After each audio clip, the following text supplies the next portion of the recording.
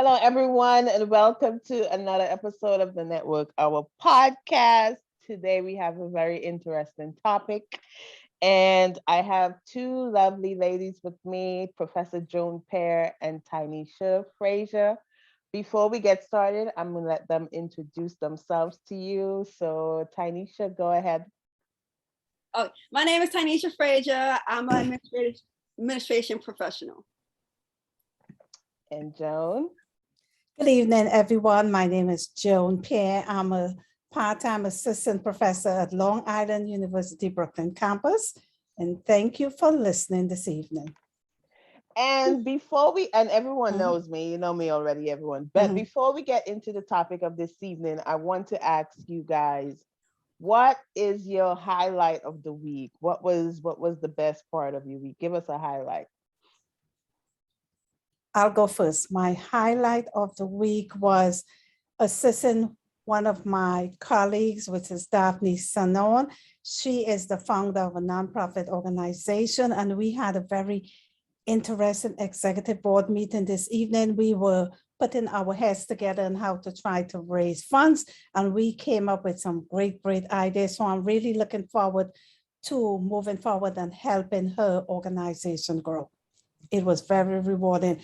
And also, I am so happy. I look at my LinkedIn twice a day. And maybe a couple months ago, I did a little post asking people on LinkedIn, when someone accomplish a goal or whatever, move up in their career, let us put a little congratulations. You may not know the people. And I have noticed, and I'm sure Molly noticed, I see a lot of people saying congrats to one another. And the men are coming forward too and giving the little congratulations. So I'm really proud of that. I think I kind of influenced them. I really think I did. That is good. Yes. That is good. What about you, Tynesha? My highlight of the week was actually just taking some me time and just to relax and slow down from the hustle and bustle and just relax. I took care of my hair. I did a nice facial, nice relaxation section, listening to some music.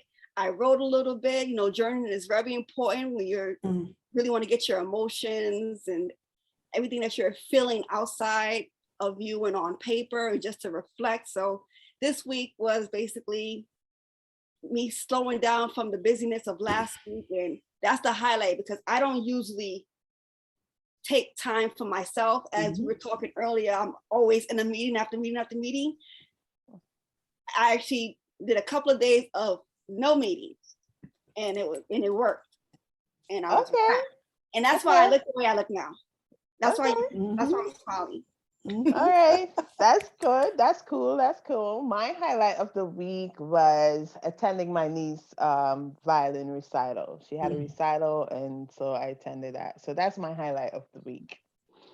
Now let's get into today's topic. So I remember I told you guys a couple of weeks ago, I heard this story was booming on YouTube and Twitter and all over the place about Kierra Sheard. She's a gospel singer. She's a newly married person too. She newly got married, and I think she was doing an interview, and she was sharing about not allowing her friends to stay at her place with her new husband. And so it blew up a lot, and a lot of people were understanding where she was coming from, and then a lot of people were saying that she was insecure and all of this stuff. But then I listened to another YouTuber on her podcast, and she was talking to a guest, and they were talking about the topic. And then also her guest was talking about how very important it is to be selective of the people that are in your inner circle and of the people who come around you. And so that's where tonight's topic came from, is why is it important to be selective with your circles? So that is what we're going to be discussing today. And we can give, let's touch on the personal aspect first before we get to professional. So let's talk about why is it important for you to be selective with the people that come around you personally. Like we can reference a story from Kierra shared, but you can also share your own Mhm. life experiences of why you felt the need to limit your circle. So who wants to go first with I'll go first. I'll talk about the personal side.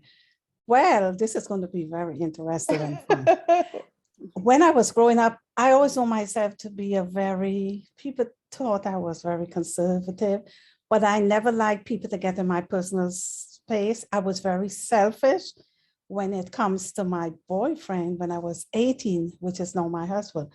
I was very selfish. And he always will tell me, Joan, you're very selfish because he grew up in a household where his mother, she's migrated to Trinidad from St. Vincent and they love a lot of families in the house. She will take her cousin kids and, have them in the house. So when I ran away, I actually had to run away from home to be with my boyfriend at 19 because of the different culture. And Molly may be able to relate to this, Indian together with a Negro, Black, whatever. I ran away from home and lived with my husband. And when I went to live with him, his mom will always have families there. And I was very jealous of people invading my space. I had my own bedroom and everything, but I do not like friends and families to be really around where I live. What my husband and I did when we actually got together, if family were to come, we will usually put them in a hotel if we could afford it, because sometimes you have family, young girls, and they will be flaunting. And biologically, men are weak. And my husband, what I know him, went through a lot of experiences with him where I saw the woman will flirt with him and it led to other things. But I'm very selfish when it comes to having people in my space. My friends, they'll have to stay in a hotel. Family, real intimate family, fine. But my friends, they will have to stay in a hotel because people are not to be trusted. That's how I feel.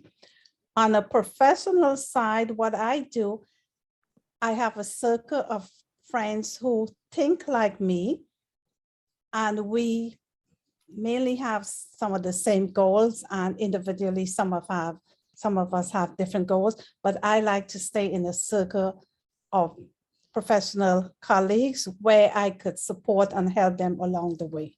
So that's in my professional environment, I'm not selfish. Thank you for listening.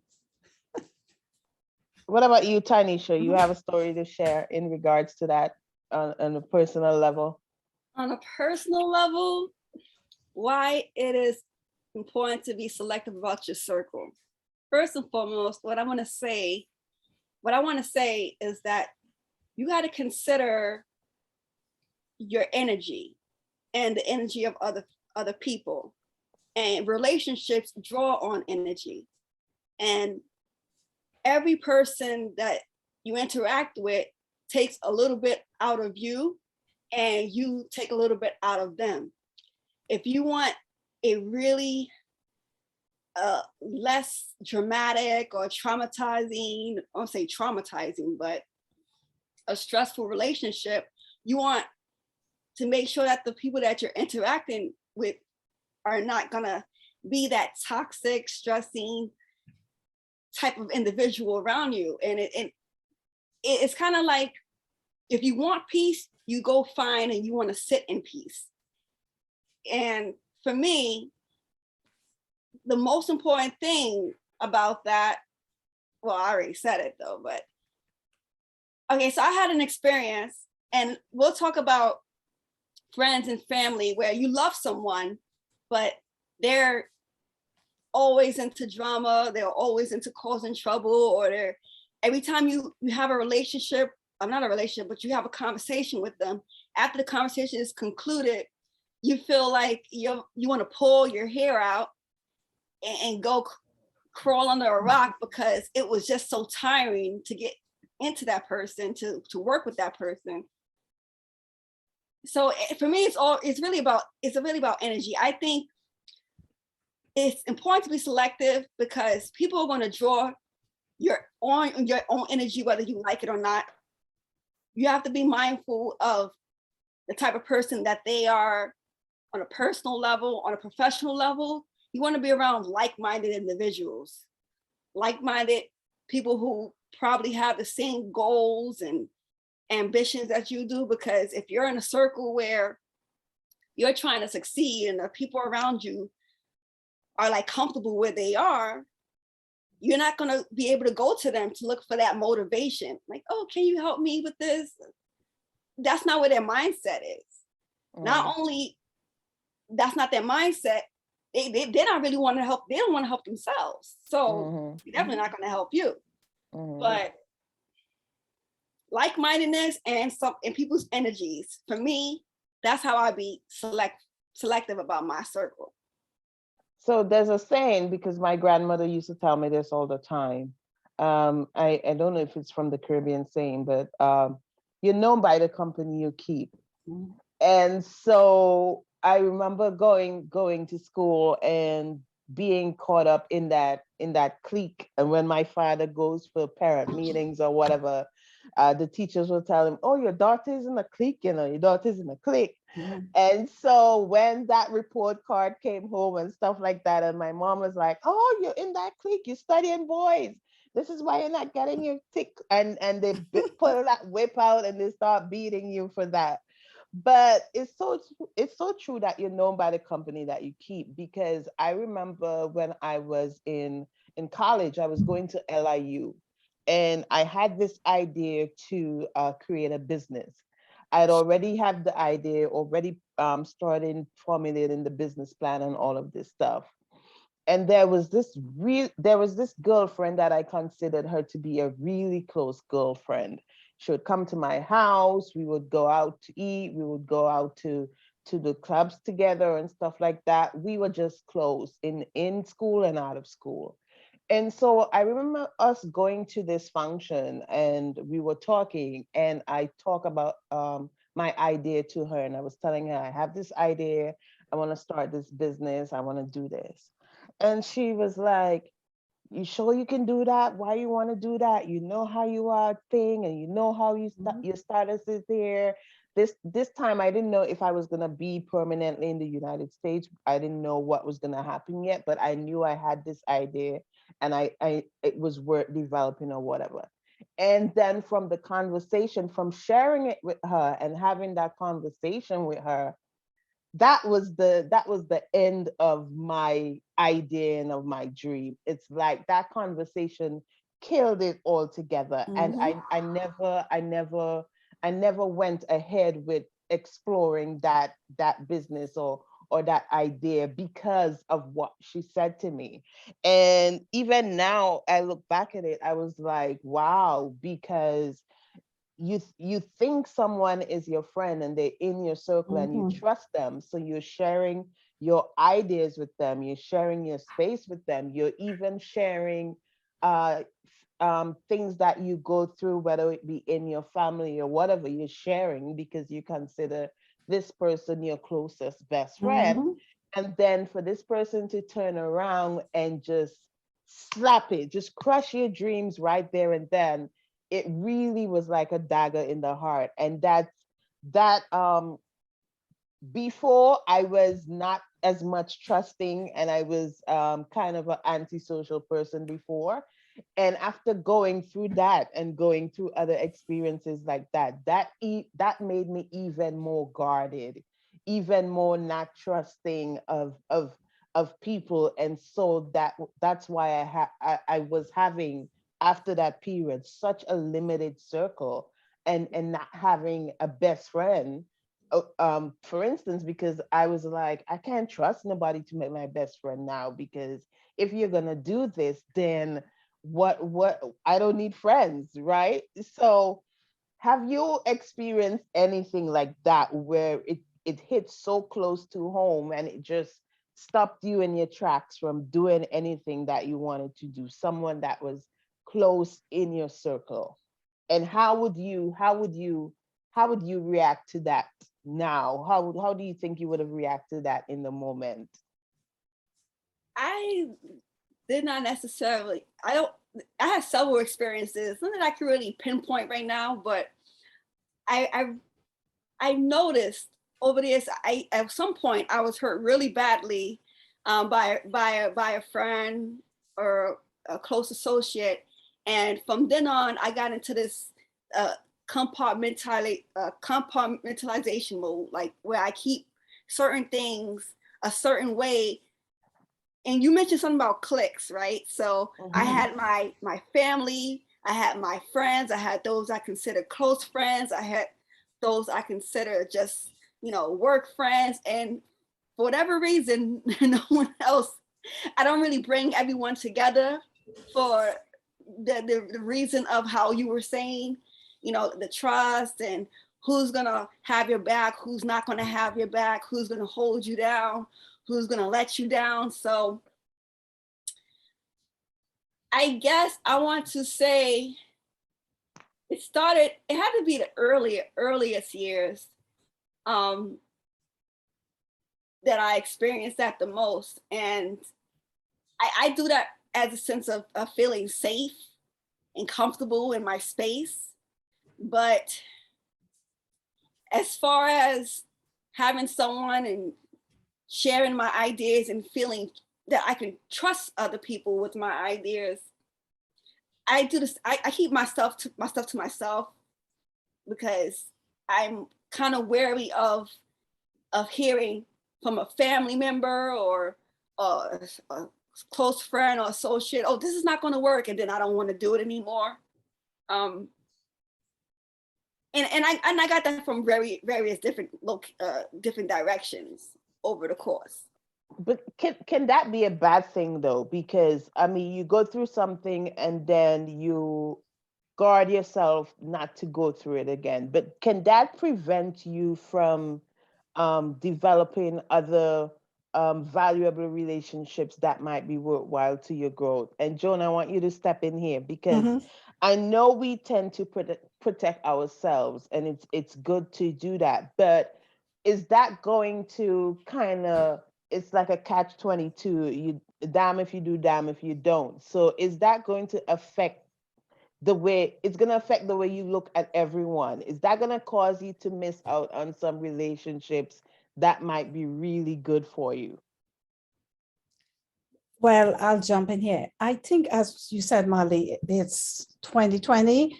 It may or it may not be, but you yourself have to look at the situation, look at all the facts, and you will know your environment and the person and what it is the person is about. So, I mean, at first you will say, am I supposed to trust this person? But you should know your environment, the persons you are dealing with, and you should be fine. I'll go back to an experience I had when I was working at LIU. We talk about LIU. In the School of Business, I worked with a lot of secretaries. There was this one particular secretary.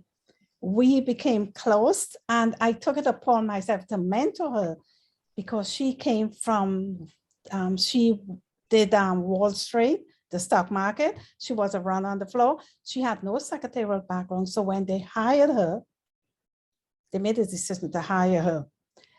And I groomed her, I mentor her, and I will work with her one-on-one inside the office, outside the office. We had lunch together. Sometimes we will go out together. And then one day we were in the lunchroom, conference room, and you know what she said to me? And I adore her for telling me. She said, Joan, I am so jealous of you. Have anyone ever said to you that they are so jealous of you? And I asked her why. She said, you're so professional, you're always helping people, and your personal life is so perfect. I said, I'll correct you. There's nothing as your personal life perfect. It's work in progress. When you're married, you face all these challenges. So I corrected her on that. But our professional relationship and personal was so great.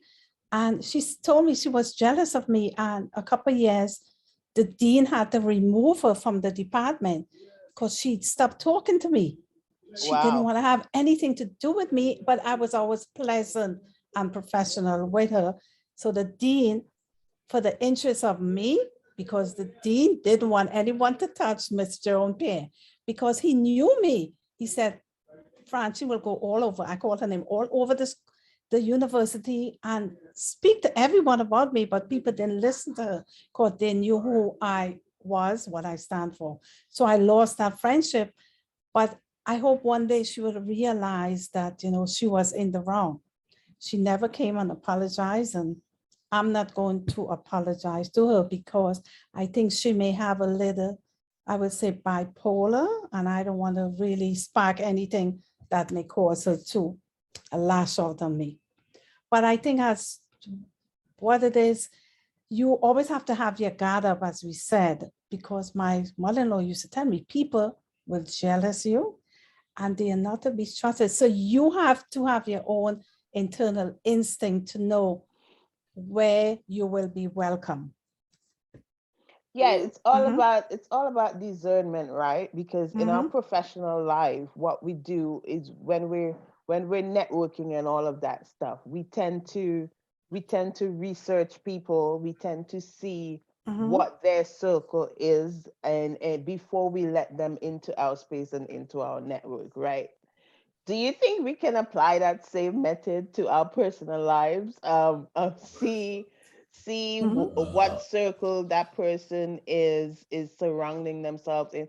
See if their values even match with yours. Because, like, for instance, for me, I'm a Christian. There are certain values, there are certain things that I uphold, and so there are just certain people that I'm not gonna try to be friends with or even be involved with, because they might not be on the same page as me, or they might not value the same things that I value. So I think it's important to when you I think all of us are saying that yes, you should be selective of your circle. But I think when doing that, you have to look at values, you have to look at what those people stand for, what they do both personally and professionally, and see if it lines up with what you want in your circle and what you want to associate yourself with. I do agree with that, Molly. You're right. I agree. Yeah. I mean, there are some people that, some of their beliefs are not yours, and even how the way they're social, but you talk to them, but you keep them at a distance. I agree. Yeah. But they wouldn't be a personal friend. You wouldn't hang out with them. Maybe they Exactly. the way their mannerism is not with, so you keep them at a distance, but still be a faraway friend. I'm all for being close to or have a relationship with people with different beliefs, and you learn from them, you can experience different things with them. If someone's belief is different from my own, I won't push them off, right, not negotiate with them. I'll just see what I can learn from them and go from there. So. What I think we were trying to capture, that if a person is going to embarrass you in your professional affiliation, you don't want that. Oh, no, you keep them afar, right? Those people I yes. stay away from. Like, Yeah, right. And sometimes it's beliefs too, because you see what happened with a lot of people, even family members, right? Because you believe in one thing. Let's take the vaccine, for example. We're not talking about politics. We're not going to get into it, but let's take the vaccine, for example. That has brought such a rift in so many friendships and families, because some people believe in being vaxxed and being safe, and there are others like, I don't know what's in it, so I'm not going to put it in my body. I'm not going to even think about researching or think about listening to you. I just don't want it in my body. And so that can create a rift. So it's about beliefs. There are sometimes, even though you want to be friends with someone, sometimes the belief is so strong, and the way they put it across can deter you from even having them in your space or in your circle or building a friendship, because then it can be a hard relationship to build. So I think that's where I was coming from with the values and the understanding of different things and stuff like that. So if they put you in harm's way, you just keep the distance, period. Don't come near me. I'm honest, as you were saying about the vaccine. Stop people from coming at my house. If you have to come around me and you don't want to wear a mask, you don't come around me. I stay away from you. That's it. If you're upset, take a walk, period. Mm, Mhm. And no one should be harming another person. You don't believe in the vaccine, stay away from me. I think for the most part, what Yes. people have to Mm. realize is that you gotta look at the environment that you're in. So, Mhm. and we're not talking, if we're gonna use a vaccine as an example, if you know you're around a group of vaccinated people, you cannot come around that group where you're unvaccinated, Right. group. You have to respect that Mhm. these people have a different ideology of what's going on, and you don't want to make them feel bad about the choice, and they're not going to make you feel bad. You got to be understanding to some degree, and kind of like manage your expectations of that whole interaction that's there. I want to explore a word you just said there, Tanisha. Respect, right? And when you have people in your circle and they would not do certain things or not say certain things because they respect you and you respect each other.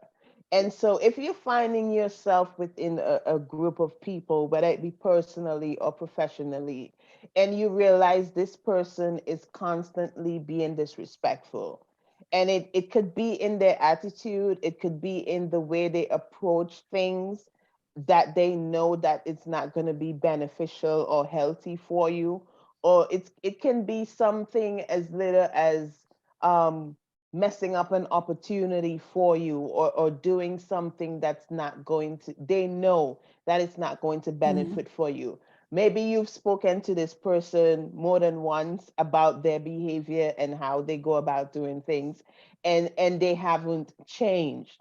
How do you approach that? Do you say, I'm so sorry, but I don't think we're in a space where we can be friends anymore? How do you approach that? Because that definitely happens. There are people in your circle who would put you in positions and put you in situations just because the respect level is not there. As I said before, if they are going to put you in harm's way, they have to go. They have to go. Period. No, period. You have to go. You have to take a side, because they are not looking out for your well-being. They don't want to see you advance, and you're going to spend more time trying to change their mindset, and their mindsets are not going to change. Right here, you have a different point Mhm. of view, Tiny Show. No, I just totally agree with what Joan just said, and also I was just thinking if I should give the professional and nice way of saying it. I should just come right out and say it. Okay. So what I would say in the nice way of saying, oh yes, you have a conversation with that person and you let them know how they are making you feel and why it's such a hindrance or a problematic situation for your relationship, and see if you could go further. But because you already had several conversations, you'll just be having another one. But what I would do, that term they call ghosting. Yes. So I'm an avid ghoster. Like, oh my God, we have a ghoster. We have a ghoster in the man. Yeah. So I remove myself from toxic situations and problematic situations. Friends, family, people know, and I don't do drama. I don't do craziness like that. If a situation is not good for me, I will literally remove myself from it, and you won't see me around for like a long time. So I'm that person who will just stop calling, stop coming around. So that's me. Agreed. Yes. And then I say, oh, why you coming? Well, I'm saying that, well, we did have a conversation, and every time X, Y, Z, this has happened, that happens, and it didn't resolve itself. But you're supposed to be able to get all over that. Oh, so I'm supposed to be okay with you disrespecting me. I should be okay with not taking into consideration my personal emotions and feelings and what I'm going through when you expect me to do that for you. Okay, no, I'm good. Right. It's just like if I'm size 12 and I buy a dress size 7. How am I going to fit in the dress if I don't change? Correct? It's just the same thing. You have to change in order to fit in that dress. That's size 7. I'm size 12. There you go. Yeah, but all the podcast listeners, don't ghost people. Don't do that. But that's what I do, but don't do that. You know, the thing is, people might think I'm weird, and I hear a lot of people talk about best friend. You gotta have a best friend, but I do not have a best friend. I I do I hear not you. have best friends. I have people in my life Mhm. that are kingdom sent. If you Right. want to put it that way, people Mhm. that are aligned with me for that season. Mhm. Because there's such a saying as people come into your life for a season, and sometimes Mhm. that season is over and they have to go. Don't try to prolong the season, because it's when you Mhm. try to prolong the Mhm. season, then you run into problems and you run into mistakes and you run into heartbreak. Mhm. Mhm. Recognize that the season is over, Mhm. and do something else. It's like we have how many seasons here? You have winter, you have spring, you have Summer. summer. What are you gonna Fall. do? Mhm. Are you gonna wear winter clothes when it's summer? No, because Mhm. you're gonna be overheated, and plus people are gonna laugh after you because they're gonna be like, "What are you doing Mhm. with all this clothes on in the Mhm. summer? It's not winter yet." So if I would say to people that are listening is be selective of your circle, and also recognize when someone in your circle time is up, Right. because that season is over and that time is Mhm. up. And Mhm. don't cry about it. Don't do anything about it. It's just that you're moving on a different lane. You're moving in a different part. It's a different season and different time in your life, and this person cannot come along with you for the journey. They cannot come along with you for the ride, and you have to recognize that. Too many times we try to carry people on our backs for the ride, and Mhm. then they bring us down, and it makes us going to the distance even harder, and we can't get to the finish line, or we can't get to achieve what we want to achieve, because we have these people holding us back that's not supposed to be there. So Correct. I think it's so important for us to recognize when that time is up. Definitely, Well said. definitely. Mhm. Well said. Mhm. And but what I also want to like add to that is that you're gonna have those relationships that you come across in your life that, as you say, has run its course. You they'll fizzle out how they fizzle out, but there Mhm. are like really great relationships that you want to continue fostering and rebuilding and strengthening. The ones that are, supportive, the ones that's gonna, you know, help you and you can actually contribute to Mhm. them as well. And it's a mutually beneficial situation rather than like a whole one-sidedness, which is really hard to want to deal with and take in. And you just have to keep the good relationships going and let the bad ones just Exactly. Yep. out. And I Mhm. know we've been talking about selective Mhm. Mhm. circle in terms of friends and professional relationships, your network and stuff like that. But I would say that goes for the partners in your life as well. Right. Mhm. If you're holding on to a boyfriend or a girlfriend, and you know that it's not going anywhere, you need to let it go. You need to give it up, Exactly. and Mhm. leave room for yourself, for that person that's gonna treat you right, that's gonna um, be marriage minded, to come into Mhm. your life, rather than filling that void with that person that is not about anything. So that relate correlates with that as well. Oh, girl, Mhm. I have a Mhm. story about that. Oh my You God, want to she got share? it. That- Let's Share. let's hear So the Mhm. you story. mentioned about relationships, Mhm. be selective in relationships, but in this case, your romantic relationships. I was in a relationship that lasted for about a period of 4 years, and during that time, it was more bad than good. You're young and love and dumb, right? That's what they call it. Mhm. And for that entire period, it was just a draining experience. It was so much frustration, so much toxicity. He wanted to be controlling. I wanted to be in control of my life. He wanted control over me. It was just a horrible situation to be in. But and during that time, I probably only had my associate's degree, and I wasn't thinking about going back to school or getting a better job because I was dealing with the effects of that that relationship, right? Time passed and it just kept getting worse and worse and worse. And then one day I just felt, I'm over this. I'm tired. Took all this stuff, put it by the door. He saw it, didn't come back, whatever. But after that whole relationship was over, I went back to school, got my bachelor's, and went to school, got my master's, got a better job. So sometimes the relationship, you threw out the garbage. yeah, that's exactly what I had to do. Because sometimes your relationships are going to hold you down and not really build you up and bring you to that next level where you can be your greatest and have your greatest potential. And you got to get, I said, did you say throw out the garbage? Yes, you did. But so that's my experience where relationship-wise, romantic relationship-wise, I was in a situation that I should have been more selective, and I realized later, and I made the change, and I feel better for it. Yeah, I feel better for it. Thank you for sharing that. Yeah. Not too many people could share their and personal so many stuff. times.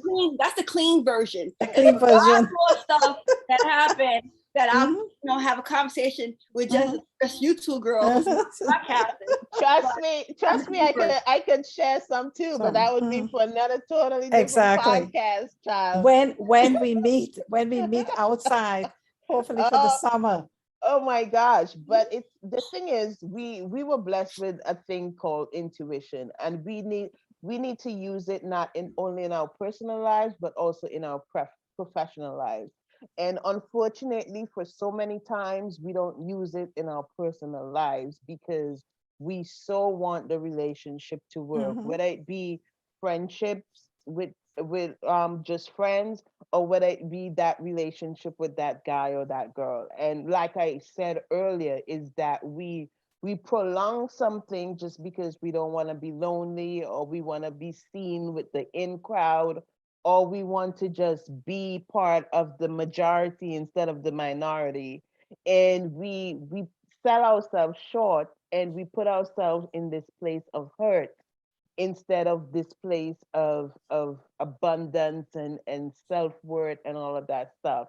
And I think that's what I'm gonna end my my talk with tonight, is to put yourself in that mindset of abundance, of clarity, of space, of self-worth, of value.